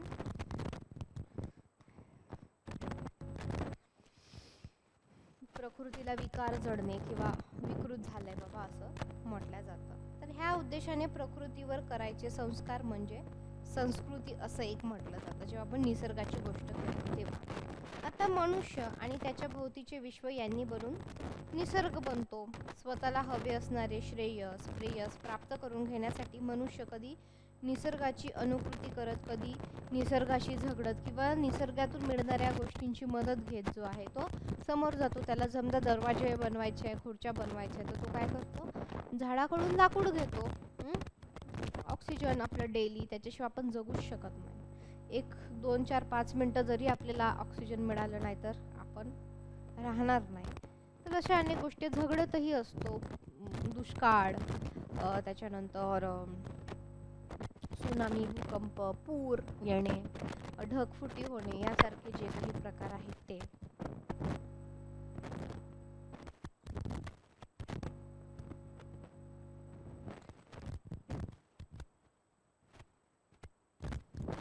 तर मग मनुष्य निसर्गावर संस्कार करत नाही तर असे संस्कार करताना मनुष्य स्वतःचं मन बुद्धी यावरही संस्कार करत असतो. किंबहुना असं म्हणता येईल की मनुष्य हा देखील जो काही आहे निसर्गाचा एक महत्त्वपूर्ण घटक असल्यामुळे निसर्गात बदल होत असताना मनुष्यातही बदल होत असतात. आता संस्कृती ह्या शब्दात दोन्ही प्रकारचे जे काही बदल आहेत तर ते बदल आपल्याला अभिप्रेत आहे. जसं तुम्ही एक गोष्ट पाहिली असेल की आपले जे सण आहेत ते बरेच सण निसर्गाच्या गोष्टींवर सुद्धा अवलंबून आहे. जसं की गुढीपाडवा, त्याच्या म्हणजे गुढीपाडवा जो काही आहे मराठी लोकांचा पहिला सण. काय बाबा, तिथून जे काही आहे नवीन धान्य यायला सुरुवात होते. नवीन वर्ष, ते नवीन वर्ष का की नवीन धान्य, सगळं जुनं जे धान्य आहे ते मागे राहिलं तर नवीन धान्य. किंवा होळीमध्ये बऱ्याच जणांच्या घरी जो घुगऱ्या म्हणून प्रकार असतो की सगळी जी काही नवीन नवीन आलेली धान्य आहे त्याचं एक मिक्सचर करून पूजा करणे, त्याला खाणे, म्हणजे अशा अनेक गोष्टी ज्या काही आहेत. तर निसर्गाने काय, याचाच अर्थ काय आहे की निसर्गाने जे काही आहे ते मानवावर संस्कार केलेले आहेत. निसर्गाने काय केलेलं आहे, मानवावर संस्कार केलेले आहेत. ह्या पद्धती.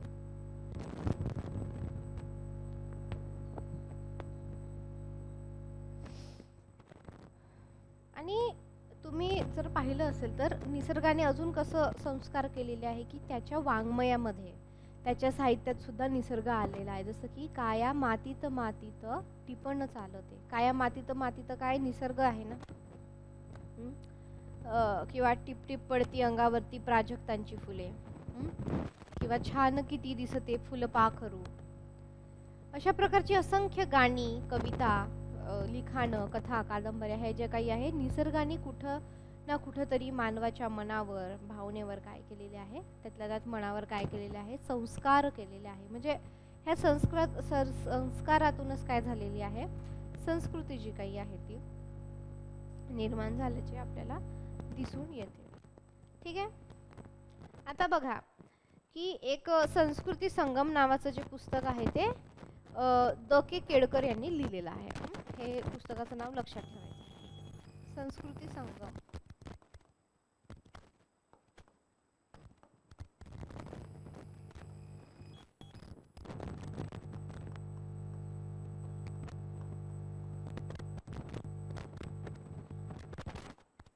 संस्कृती संगम द के केळकर त्यांनी लिहिलेलं आहे. हे फक्त म्हणजे लक्षात ठेवायचं आहे.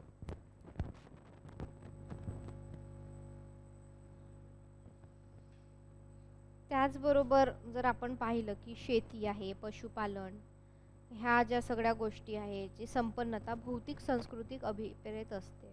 भौतिक म्हणजे काय, भौतिक याचा अर्थ काय होतो, भौतिक भौतिक म्हणजे ज्या काही बाहेरच्या गोष्टी, जसं टेबल, खुर्ची, रिमोट जे काही आहे, हां भौतिक सुविधा म्हणजे आपल्या बाजूच्या आसपासच्या. आंतरिक ज्या असतात त्या आतल्या असतात. भौतिक म्हणजे बाहेरचं जे काही सगळं आहे त्याला आपण काय म्हणतो, निर्जीव गोष्टी बाहेरच्या, ते भौतिक, त्याला भौतिक. हे शब्द आपल्याला माहीत पाहिजे, म्हणजे आपल्याला उत्तर सोडवायला, समजायला काय होतं, सोपी असतं. नाहीतर मग जेव्हा शब्दार्थ आपल्याला माहीत नसतात, ते शब्दार्थ माहीत नसल्यामुळे काय होतं की प्रश्न जो काही आहे तो आपल्याला व्यवस्थितपणे समजत नाही. ठीक आहे. चला आता मला सांगा, आपण काल काय शिकलो. कमी करायचे, कमी का जास्त,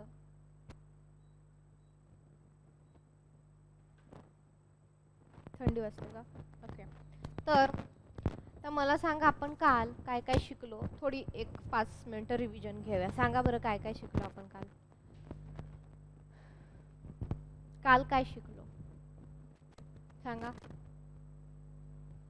चॅट बॉक्स मध्ये सांगा पटकन. न पाहता सांगायचंय, न पाहता, डोक्याला थोडा ताण द्यायचंय आपल्याला. काय शिकलो आपण काल, काही जास्त नका सांगू, फक्त काल काय शिकलो, म्हणजे आपल्याला कळेल की आपण काल पानं उलटून पाहिलेली आहेत की नाही जे लिहिलेलं आहे ते. तर मग पुढे पाठ आणि मागे सपाट असं नको व्हायला. हो, ते संस्कृतीतला घटक आहे ना हा, सुरुवातीचा घटक करून मग ते बघूयात. बरोबर, पोवाडा. अजून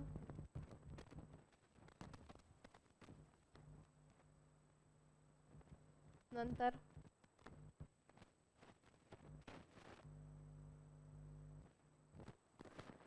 भजन, कीर्तन, बरोबर आहे,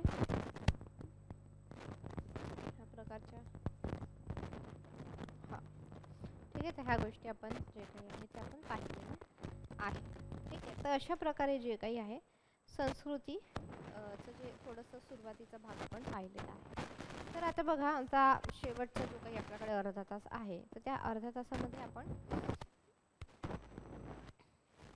जसं काल आपण लढीत पाहिलं, भारूड पाहिलं, तर आज आपण बोहाडा म्हणजे काय पाहूया. आता हा जो बोहाडा शब्द आहे, जेव्हा मी जात चोरली वाचणार, तर तेव्हा तुम्हाला हा दिसून येईल. तर चला सगळ्यांनी टाकू, हेडिंग टाका बोहाडा. वास येतोय ना?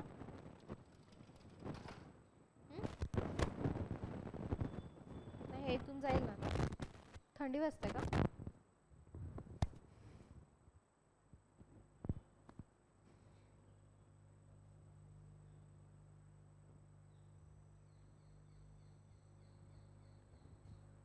बोवाळा.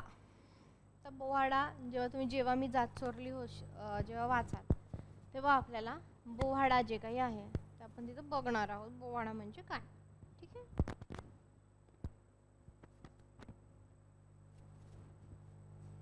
काय बरं, कधी ऐकलंय का? तुमच्याकडे वगैरे साजरा केला जातो का कोणाकडे बोवाडा? सांगा. तर बघा, आता बोहाडा जे काही आहे ते आदिवासी जमातीतील एक महत्त्वाचे नृत्य नाट्य आहे. नृत्य नाट्य म्हणजे काय? ज्याच्यामध्ये डान्स पण आहे आणि नाटक पण आहे असं. हे काय? आदिवासी जमातीतील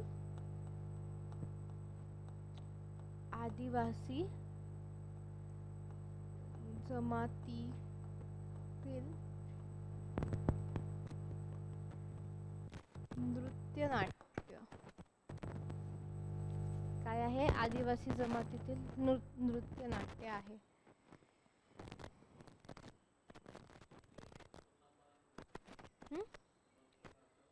नृत्य नाट्य म्हणजे काय की डान्स पण असतो आणि नाटक पण असतं. म्हणजे डान्स पण करतात आणि थोडंसं मग बोलचाल असते. जसं तुम्ही हे आपलं भरतनाट्यम वगैरे कसं आहे, भरतनाट्यम, त्याच्यामुळे डान्स पण दिसतो, एक नाट्य. म्हणजे थोड्या वेळ डान्स करायचं, मग लगेच नाटक, बोलणं चालू होतात, संवाद चालू होतात, तर असं मिश्रित आहे. तर हे फक्त काही ठिकाणी आदिवासी जमाती, ते गावागावांमध्ये सुद्धा बोवाडा केला जातो. तर मग तिथं काय की आदिवासी जमाती वगैरे ह्या सगळ्यांचा विचार तिथे आहेच. तर आता हे कोणाकोणामध्ये आपल्याला दिसून येतं की भिल्ल जो काही समूह आहे, त्याच्यानंतर महादेव कोळी आहे, कोकणा ठाकर आहे. कोणामध्ये आहे? भिल्ल. हो, हा आदिवासी समाज आहे भिल्ल.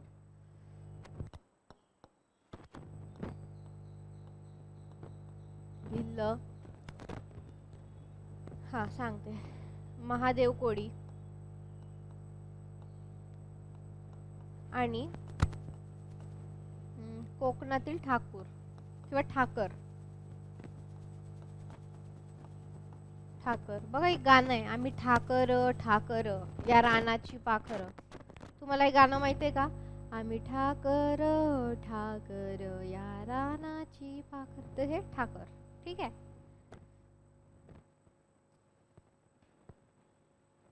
आता भिल्ल जे काही आहे कुठे आढळतात सांगता येईल का? भिल्ल जमात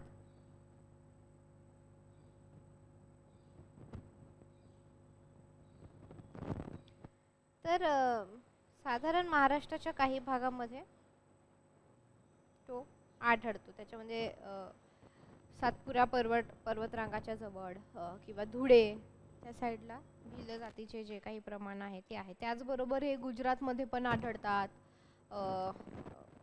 MP मध्ये सुद्धा आढळतात.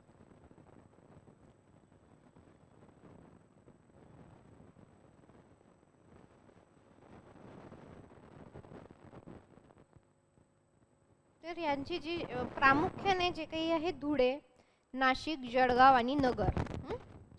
काही जणांना माहिती हवी आहे तर ते लिहून घेऊ शकतात. भिल्ल जे आहे धुळेच्या जवळ असणारा नाशिक, नाशिकच्या जवळ असणारा नगर,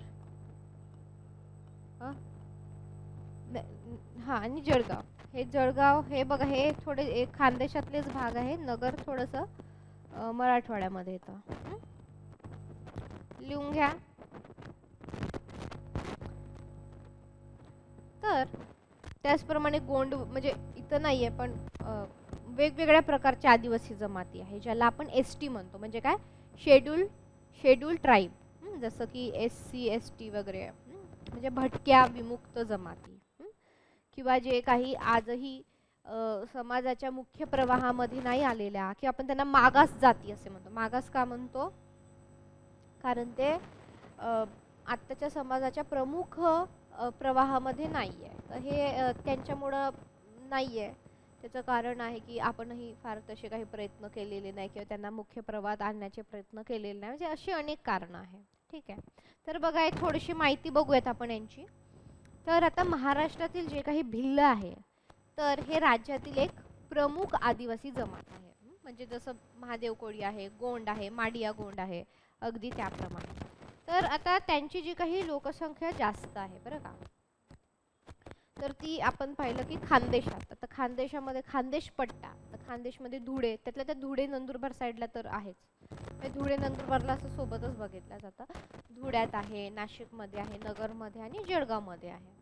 तर आता ही जमात जी आहे ना, सातपुडा, आपल्या महाराष्ट्राला सातपुडा, सह्याद्री वगैरे ह्या पर्वतरांगा आहेत. तर ह्या पर्वताच्या रांगांमध्ये मोठ्या प्रमाणात आपल्याला आढळूनच येतं की जे आदिवासी जमाती अशी कुठेतरी कान्याकोपऱ्यात राहतात. जसं तुम्ही गडचिरोलीमध्येही गेलात तर गडचिरोली शेवटचं स्टोक आहे ना महाराष्ट्राचं, तर तिथं ते माडिया गोंड आदिवासी तुम्हाला तिथं दिसणार. ते जंगल म्हणजे जंगलाच्या जवळ राहणारी छोटे छोटे त्यांची गावं असं. आता ही जमात त्यांची संस्कृती असेल, भाषा असेल, राहणीमान असेल, तर ही पारंपरिक आहे. आणि त्यांच्यामध्ये अजून एक प्रकार आहे तो तडवी भिल्ल म्हणून जे काही आहे ते तडवी भिल्ल, म्हणजे तर ते मुस्लिम धर्माचं पण पालन करतात असं आपल्याला एक दिसून येतं. तडवी भिल्ल, तुम्ही तडवी आडनावाचे काही लोक बघितले असेल तर तडवी भिल्ल. तर तडवी भिल्ल म्हणजे ते त्याच्यात त्यांनी ते मुस्लिम धर्माचं पालन करणारे हे जे काही आहे ते भिल्ल आहे. आता यांची वैशिष्ट्ये आपण थोडंसं पाहिलं तर हे अनुसूचित जमाती, अनुसूचित जाती वेगळं आणि अनुसूचित जमाती वेगळं. तर अनुसूचित जमातीमध्ये येतात त्यातल्या त्यात भटके विमुक्त असं त्यांना म्हटलं जातं. तर त्यांचे जे काही उपसमूह आहेत तर त्या समूहामध्ये गायकवाड, मोरे, पवार, सोनवणे, राठवा, गावित, पाडवी, तर ह्यासारखे वेगवेगळे आडनावं सुद्धा दिसून येतात आपल्याला. आजकाल आपल्याला माहित आहे की सगळ्याच आडनावाची लोक जी काही आहे आपल्याला दिसून येतात. तर यांच्यामध्ये सुद्धा जे काही आहे असं दिसून येतं. ठीक आहे. आणि अजून एक खूप मोठा गैरसमज आहे की जे आदिवासी आहे त्यांचा हिंदू धर्म आहे. तर असं नाही, आदिवासी लोकांचा कुठलाही धर्म नाही आहे. तर त्यातल्या त्यात हे तडवी भिल्ल आहे ते इस्लाम धर्माचं हे करतात. पण आता ते त्याचं खूप मोठं राजकारण आहे, त्याच्यात नको पडायला आपण. पण मुख्यतः आदिवासी लोकांचा स्वतःचा असा, ते तर हिंदू धर्मात नाही, स्वतःचा असा धर्म नाही आहे त्यांचा. तर आदिवासी धर्म आणि ते सगळं जे काही आहे ते निसर्गाला देवता मानतात किंवा त्यांचे देवता खूप वेगळे आहेत हिंदू धर्मापासून. तर त्याच्यामुळे ते हिंदू धर्माचे नाही, ते आपण इथे लक्षात घेतलं पाहिजे. ठीक आहे. त्यानंतर आपण बघूयात महादेव कोळी. महादेव कोळी कुठे राहतात? महादेव कोळी सांगा बरं. महादेव कोळी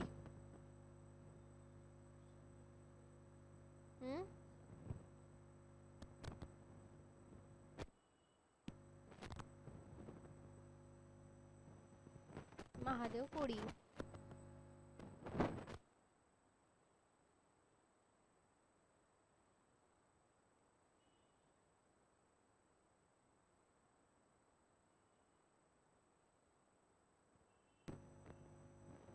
तर आपल्याला महादेव कोळी ही जी काही जमात आहे ती विदर्भामध्ये आपल्याला जास्त दिसून येते. ते तर कुठे आपल्याला दिसून येते? अकोल्यामध्ये आहे, त्यानंतर बीड, अमरावती, वाशिम ह्या ठिकाणी दिसून येते सध्या आपल्याला.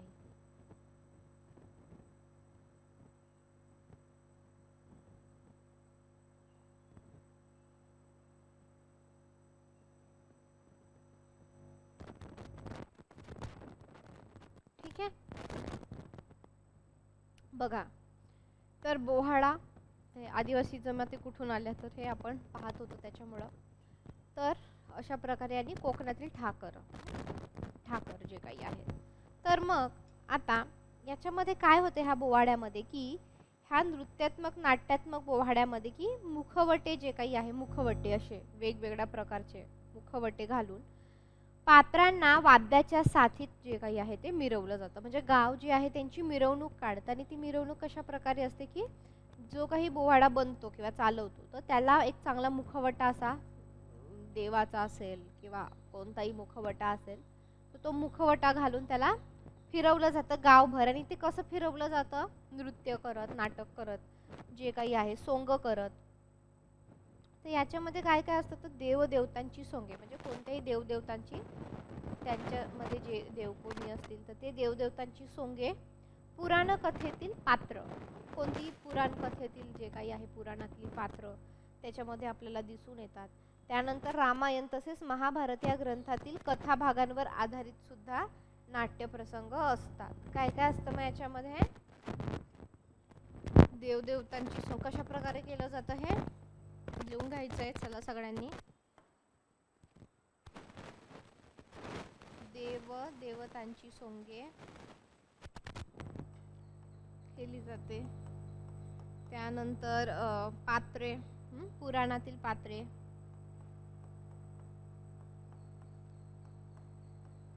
देवदेवतांची सोंगे. याचं स्वरूप कसं, समजा तुम्हाला प्रश्न आला की बोहाड्याचे स्वरूप खालीलपैकी कशा प्रकारचे असते. ऑप्शन फर्स्ट वैयक्तिक, ऑप्शन 2 सामूहिक.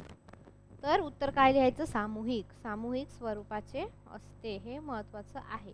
ठीक आहे. तर आता मुखवटे धारण करून नाचण्याचा मान विशिष्ट काळातील घरांना मिळतो. म्हणजे त्यातल्या त्यात जे अपर कास्ट लोक आहेत त्यांनाच हा मान मिळतो. तर मग बाबूराव बागुलची जी काही कथा आहे, म्हणजे बोहाडा म्हटलं का तुम्हाला बाबूराव बागुल आठवलेच पाहिजे. तर ते बोहाडा जे काही आहे तर ती जी कथा आहे आपण ते घेणारच आहोत. आपण एखाद दिवशी घेऊ ते बाबूराव बागुल यांचं जेव्हा मी जात चोरली होती. तर त्याच्यामध्ये काय आहे की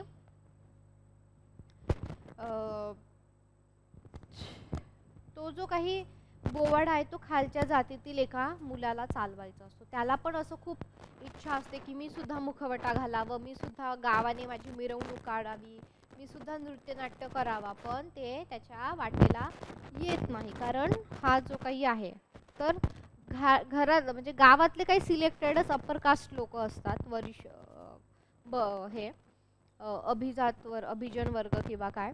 तर ते त्यांनीच तो बोहाडा चालवायचा असतो. जसं आपण मंदिरामध्ये बघतो की दुसऱ्या इतर जाती, ब्राह्मणांना सोडून, पंडितांना सोडून इतर जातीचे पंडित होतात का मंदिरातले, त्यांना पूजा पाठ करणं जे काही ते आहे का अधिकार आहे. म्हणजे कोणी ठरवलं, एखाद्या व्यक्तीने, उद्या माडी समाजातली एका व्यक्तीने ठरवलं की हे मंदिर बनताय तर मी इथला ब्राह्मण होणार किंवा हे मी इथला पंडित होणार, त्याला होता येतं का. तर जेव्हा लोक म्हणतात जातीभेद वगैरे नाही, तर मग तसं पाहिलं तर कोणालाही होता आलं पाहिजे, हो की नाही. पण तसं नाहीये. म्हणजेच काय आहे, अद्यापही जात गेलेली नाही आहे. जातीभेद जे काही आहे ते आपल्याला दिसून येतात. तर मग बोहाड्यामध्ये सुद्धा जेव्हा मी जात चोरली होती ते जातीवर जे काही आहे एक दलित कथा संग्रह आहे. आणि दलित कथा संग्रह असल्यामुळं दलित जातीत जन्मल्यामुळे काय कोणकोणत्या गोष्टीला मुकावं लागलेलं आहे, त्यांना कोणकोणत्या गोष्टी भोगावं लागलेलं आहे, काय काय इच्छा आहेत, त्या सगळ्या गोष्टी इथे प्रकट झालेल्या आहे. आपण ते घेऊ वाटलं उद्या म्हणजे घेऊया आठवड्यामध्ये एखादं बोहाडा. आता बोहाडा आपण पाहिलंच आहे तर मग ते बोवाड्याविषयी बघू तेव्हा पात्र वगैरे संवाद सगळ्या गोष्टी. आता तर मग काय की मुखवटे धारण करून नाचण्याचा मान जे काही आहे विशिष्ट काळातील घरांना मिळतो, हे लक्षात ठेवायचं आहे. तर असा बोवाडा आधारित नृत्य नाट्यात असे 100च्या आसपास मुखवटे असतात. आणि हे मुखवटे खेळात केंद्रभूत असून लाकूड, शेणमाती, भाताची तूस, झाडांच्या सालीपासून बनवतात. म्हणजेच काय की निसर्गातून ज्या काही वेगवेगळ्या गोष्टी मिळतात, तूस असेल, परत ते पेंढ्याला असे मागून लावतात, असं जे निसर्गातून मिळणाऱ्या गोष्टींपासून मुखवटे तयार केले जातात. आता बोहाडा म्हणजे काय की पंचमी जे काही आहे तर पंचमी उत्सवातला शेवटचा विधी जो काही आहे, पंचमी जेव्हा येते त्याच्यातला शेवटचा विधी. आता बोहाड्याचे स्वरूपही विधी नाट्यासारखे असून ते एक प्रकारचे देवतावरचे अवतीर्ण होते आणि बोहाड्याचे सोंग म्हणजे देवदेवतांचे अवतरण. म्हणजे बोहाडाचं सोंग म्हणजे काय की नेमकं देवच साक्षात रूप घेऊन आलेला आहे आणि तोच काय करतोय, नृत्य नाटक करतोय, अशा प्रकारचा एक समज. हम्म हम्म हम्म हम्म हम्म हम्म. अच्छा अच्छा अच्छा. तर अशा प्रकारे बोहाडा जे काही आहे ते माहीत झालं. ते ताजं ताजं माहीत झाल्यामुळे आपण एखाद वेळेस बाबूराव बागुलीचं बोहाडाची कथा सुद्धा पाहून घेऊ आणि सगळ्यांनी रात्री साहित्यकृती वाचायला सुरुवात केली असेल असं मी गृहीत धरते. ठीक आहे. आता बघा एक छोटीशी रिव्हिजन. बोहाडा म्हणजे काय, आदिवासी जमातीतील नृत्य नाट्य, त्यातल्या त्यात गावातील जी काही वरिष्ठ जमातीकडे हे करण्याचा मान असतो. त्यानंतर याच्यामध्ये कोण, भिल्ल महादेव कोळी, कोकणातील ठाकर. मग याच्यामध्ये काय की बाबा देवदेवतांची सोंगे, पुराणातील पात्रे आणि सामूहिक नृत्य नाट्य अशा प्रकारचं जे आहे. मग त्याच्या मागं मागं सगळी लोक जाणार, गावभर फिरणार वगैरे अशा प्रकारचं हे आहे. ठीक आहे. तर काल आपण काय पाहिलं होतं, लढीत पाहिलं, भारुड पाहिलं, आज आपण बोहारा पाहिलं, काल परत निरूपण पाहिलं होतं. त्यानंतर आज आपण काय करू की थोडंसं डिटेलमध्ये कीर्तन बघूया. तर कीर्तनाचे मी तुम्हाला किती प्रकार सांगितले होते आणि कोणते सांगितले, कीर्तनाचे कोणते प्रकार सांगितले, काल रिव्हिजन केली का नाही, न पाहता सांगायचंय म्हणजे रिव्हिजन झाली आहे. असं रिव्हिजन नाही केलं तर कसं होणार. कीर्तन 2 प्रकार कोणते सांगितले होते,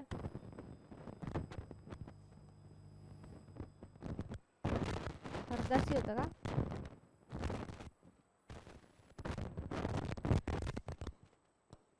नारदीय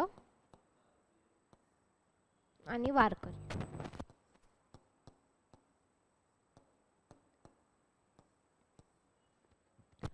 नारदीय आणि वारकरी. ठीक आहे. हे आपल्याला दिसून येतं.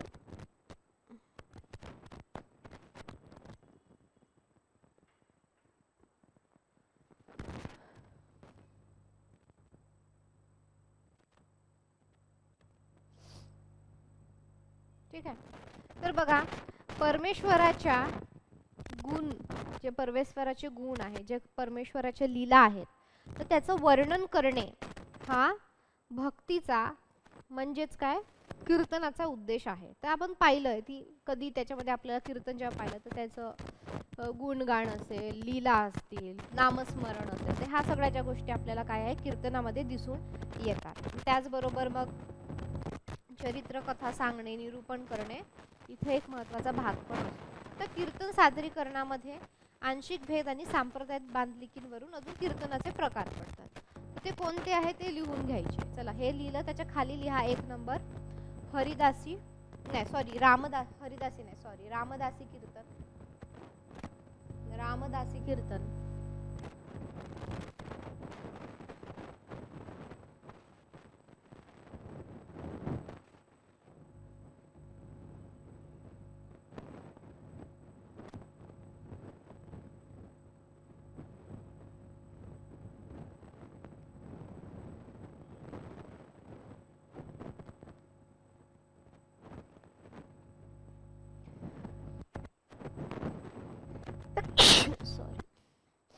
त्यानंतर दुसरा क्रमांक हे लिहून झालं. त्याच्यानंतर दुसरा क्रमांक टाकायचा आहे गानपत्य कीर्तन. गानपत्य 1 मिनिट लिहून दाखव. गानपत्य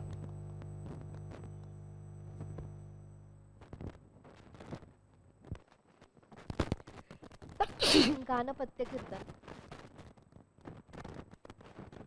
त्यानंतर लिहायचं आहे शाक्त कीर्तन. शाक्य शा अर्धा क आणि त्याला अर्धा त आणि य शाक्य.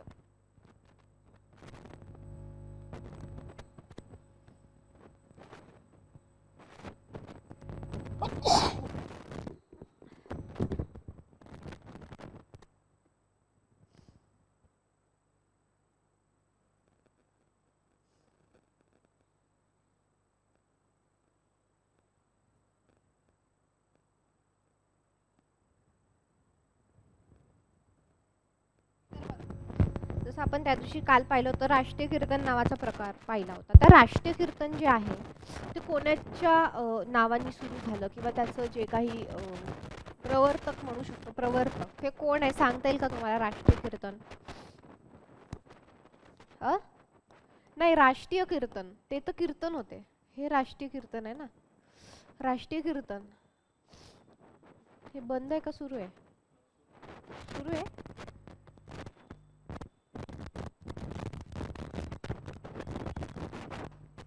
राष्ट्रीय कीर्तन ते आद्य कीर्तनकार वेगळे, राष्ट्रीय त्याच्यात प्रकार आहेत ना, मग त्याचे कोण आहेत बाबा? तर बघा, कीर्तन ही जी काही संज्ञा आहे तर विषय आणि प्रेरणा ह्याच्यामध्ये बदल झाले. तर राष्ट्रीय कीर्तन जेव्हा आपण म्हणतो ना तिथं काहीतरी राष्ट्राचा विषय असेल. ठीक आहे. तर सुरुवातीच्या काळातील जी काही कीर्तन शैली होती ही गाडगे महाराजाच्या शैलीतून विकसित होत गेली. गाडगे महाराज आपल्याला माहित आहे. तर होऊन लोककीर्तन हे राष्ट्रीय चळवळीतून त्यांच्या प्रेरणेतून आकारास आले आणि त्याचा राष्ट्रीय कीर्तन म्हणून आकृतीबंध जो काही आहे तो निर्माण झाला. तर संत गाडगे बाबा, संत गाडगे बाबा कुठले होते? अमरावतीचे ना, मोजरी. मोजरी. तुम्ही तिथं मोजरीला गेले तर तुम्हाला तिथे संत समाधी आहे हे माहीत पाहिजे सगळ्यांना. मोजरी, अमरावती.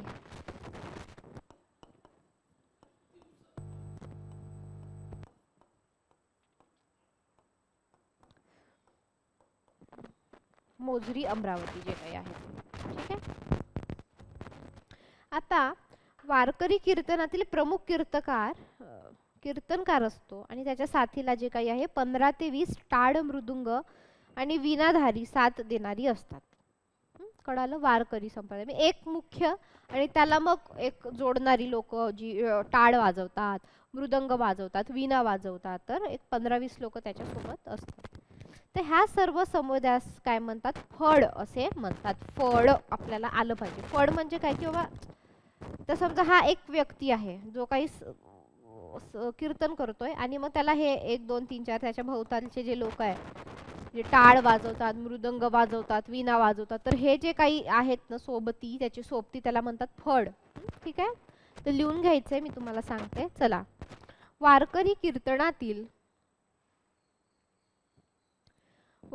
कीर्तनातील प्रमुख हा कीर्तनकार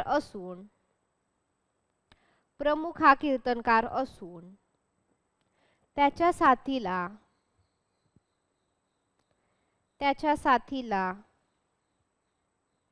15 ते 20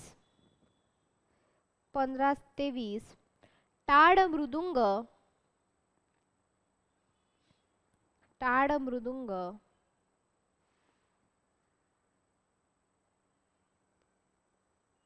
वीणाधारी साथ देण्यासाठी असतात. म्हणजे एक पूर्ण समुदाय जो काही आहे, हा पूर्ण ग्रुप, सगळा ग्रुप. ठीक आहे. देणारी असतात. ह्या सर्व समुदायास फड असे म्हणतात.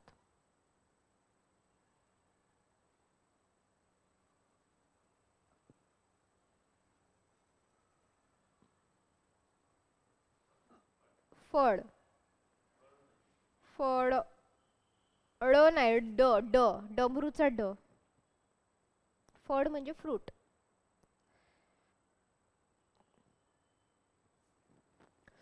ठीक आहे. तर ह्या सर्व समुदायास फड असे म्हणतात. ठीक आहे. आणि गाडगे महाराजांचं तुम्ही ते लिहिलेच आहे. आता कीर्तनाची जी सुरुवात आहे ती कशी होते तुम्हाला सांगता येईल का? कीर्तनाची सुरुवात आणि शेवट.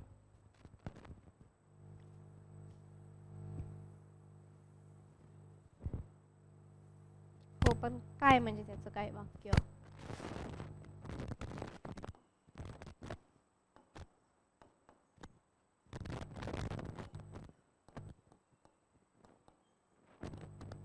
कशाने होतो कीर्तनाची सुरुवात आणि शेवट?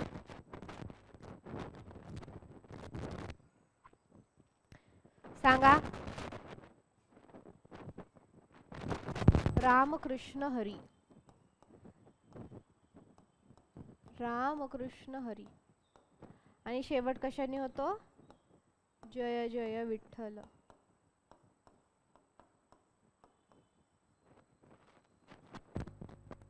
लिहून घ्यायचे.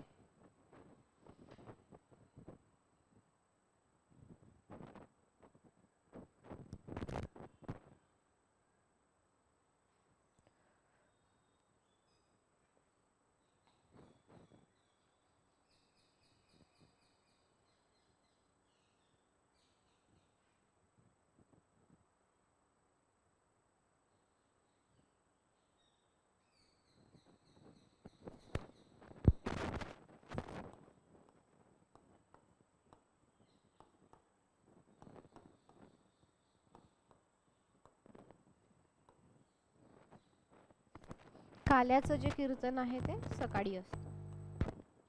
ठीक आहे. आता बघा, तुम्ही वारकरी संप्रदायातील किंवा जे भजन कीर्तन करतात ती लोक पाहिली असतात, तर त्यांचा जो काही पोशाख आहे किंवा त्यांचा वेशभूषा कशी असते?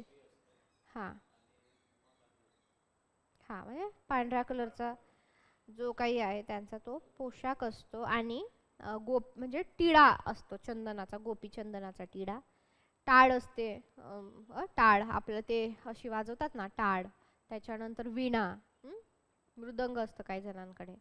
तर अशा प्रकारे त्यांचा जो काही आहे वेशभूषा, केशभूषा अशा प्रकारे असते.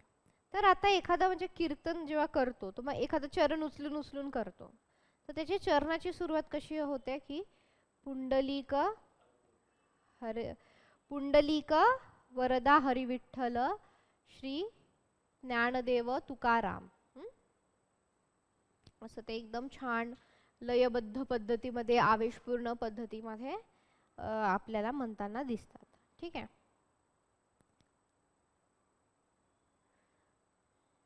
आता कीर्तनामध्ये नामस्मरण, नाम घेण्याला जे काही आहे त्याच्यावर भर दिला जातो. त्याच्यानंतर निरूपणावर भर दिला जातो, तत्वज्ञानावर भर दिला जातो, अध्यात्मत्वावर भर दिला जातो. हे झालं वारकरी संप्रदायाचं. आता नारदीयमध्ये कसं असतं की नारदीयमध्ये चिपड्या, तंबोरा ह्या सगळ्या गोष्टी वापरल्या जातात. तर नारदीय जे कीर्तनकार आहेत तर त्याला हरिदासी कीर्तनकार असं म्हणतात.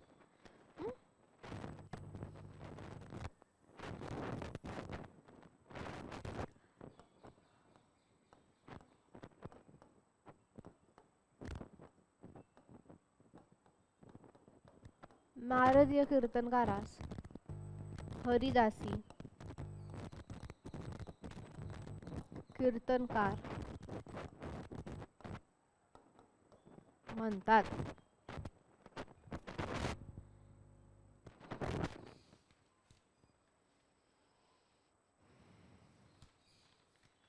तर बघा, सुरुवातीचा जो तासभर आहे आपण संस्कृती म्हणजे काय, वाङ्मय, ह्या सगळ्या गोष्टींची चर्चा केली आणि तो भाग तुम्हाला थोडासा असा टेक्निकल वाटतोय, त्याच्यामुळे मग आपण एक अजून थोड्या सोप्या भाषेकडे आलो. तर हे जे काही लिहून दिलेल्या नोट्स आहे, तर आपल्याला असं डायरेक्टली प्रश्न आला की खालीलपैकी म्हणजे नारदीय कीर्तन म्हणजे किंवा नारदीय कीर्तनकारास काय म्हटले जाते. तर हे नोट्समधून तुमची जी काही उत्तरं आहेत ती तयार होणार आहेत. त्यामुळे नोट्स जे काही आहे अत्यंत महत्त्वाचं आहे. घरी गेल्यावर रोज सांगितल्याप्रमाणे नोट्स वाचणे, नोट्स आणि हे.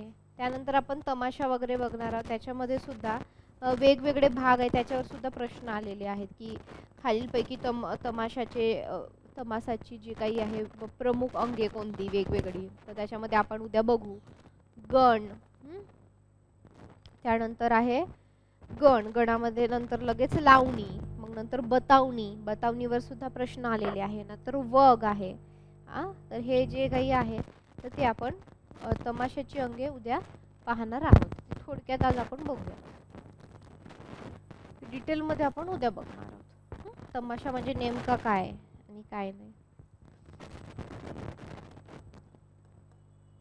तमाशाची प्रमुख अंगे,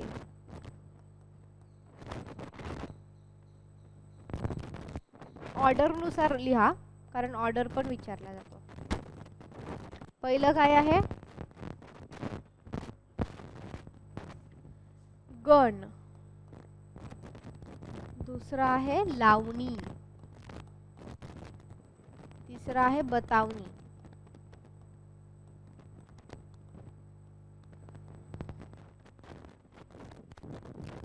चौथा आहे वग. तुम्हाला किती हे सुद्धा माहिती पाहिजे. किती आहे? 4. हे सुद्धा तुम्हाला माहिती पाहिजे.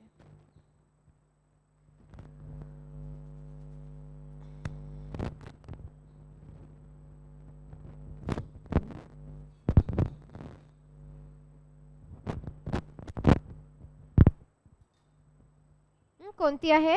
गण, लावणी, बतावनी वगैरे. हे याचा ऑर्डर जो आहे ते ऑर्डर नुसारच आपल्याला पाठ पाहिजे.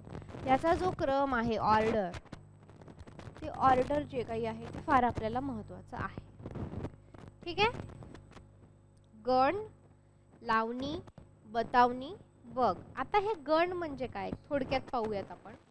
तर गण म्हणजे जे सुरुवातीला गणेशाला वंदन करून सुरुवात केली जाते, तर हे गण मध्ये येतं. म्हणजे ईश्वराला, गणेशाला त्यातल्या त्यात वंदन केले जाते आणि वाद्याच्या गजरामध्ये गणाची लावणी सादर केली जाते. तर ह्या लावणीतून गणेशाबरोबरच विष्णू, शिव, सूर्य, शक्ती यांना सुद्धा आवाहन केले जाते. म्हणजे अर्थातच काय आहे, गण काय आहे, एक सुरुवात आहे. आणि प्रत्येक गोष्टीची सुरुवात आपण आपल्याकडे कशी केली जाते, गणेशाला वंदन करून. कारण तो काय आहे, सकारात्मकतेचं प्रतीक आहे. तो काय आहे, विघ्नहर्ता आहे. म्हणजेच काय की कामामध्ये कुठलाही अडथळा येऊ नये आणि तू सगळं विघ्न, संकट तारून ने ह्या पद्धतीने. ठीक आहे. तर तमाशाची प्रमुख अंगे. तर हे गण मध्ये आपल्याला हेच लक्षात ठेवायचं आहे. उद्या आपण हे डिटेलमध्ये बघणार आहोत. सॉरी, इथं ना एक चूक झाली आहे बघा. दुसऱ्या क्रमाला गण, एक मिनिट आहे, थोडंसं आपण हे करू बघा. पहिलं आहे गण, त्यानंतर दुसरं जे आहे ते गवळण आहे. गवळण. तिसरं लावणी आहे. थोडंसं चेंज करा तिथे. चौथं आहे बतावनी आणि पाचवं आहे वग. तर 5 प्रकार आहे. सॉरी, थोडं चुकून झालेलं आहे. लावणी, बतावनी आणि वग. ठीक आहे. हे थोडं चेंज करून घ्या. तमाशाची प्रमुख अंगे किती आहे? 5.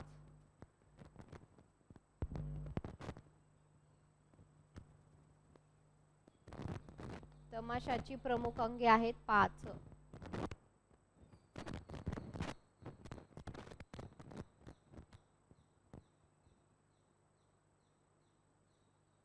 गण, गवळण, लावणी, बतावनी, वग.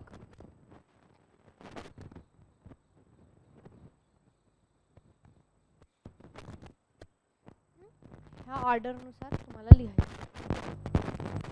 ठीक आहे. तर गण म्हणजे तुम्हाला माहितच आहे की गणपतीला, ईश्वराला वंदन करून जी काही सुरुवात आहे. गवळण म्हणजे काय की बाबा याच्यामध्ये एक प्रकारच्या कथा सांगितल्या जातात. दंतकथा. सुरुवातीला एक कथेतून सुरुवात करणं. जसं पौराणिक कथा आहे. पौराणिक कथा म्हणजे पुराणातील ज्या कथा आहे त्याला पौराणिक कथा म्हणतात. तसं आख्यायिका वेगवेगळ्या, असं झालं होतं, तसं होतं, दंतकथा.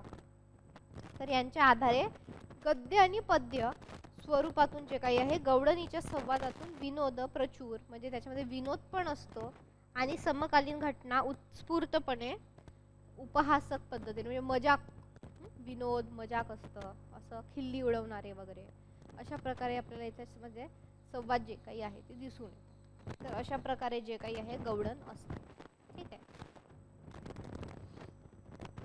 जर आपण आता थोडक्यात पाहिलं तर लावणीमध्ये आपल्याला काय दिसून येतं की लावणीला फळाची लावणी सुद्धा असे म्हणतात. फळ म्हणजे समूह. तर याच्यामध्ये स्त्री पुरुष सौंदर्य वर्णन, त्यानंतर लटक्या अदाकारी, विरह, त्याच्यानंतर शृंगार. आपण जसं पाहिलं होतं की शायरी, लावणी, पोवाडामध्ये तर शृंगार रस अत्यंत महत्त्वाचा आहे याच्यामध्ये. मग जसं की आपल्याला माहित आहे की लावणीकार जे कोण होते, राम जोशी, होनाजी बाळा, परसराम, हे आपण नंतर शिकूयात डिटेलमध्ये किंवा आपण पाहिलं पण आहे. पठ्ठे बाबूराव असते. अनंत फंदी. अनंत फंदीचा काय काय प्रसिद्ध आहे? अनंत फंदींचा फटका, व्हेरी गुड. म्हणजे अनंत फंदी म्हटलं रे म्हटलं, फटका आलंच पाहिजे, म्हणजे इतका आपला चांगला अभ्यास पाहिजे आहे. तर अनंत फंदींचा फटका, हे जे काही आहे त्यांनी लावण्या लिहिल्या वगैरे सगळ्या गोष्टी आपण शायरी काव्यामध्ये पाहिलंय. सगळ्यांची माहिती परसरामाची पाहिलेली आहे. काही जण अब्सेंट होते.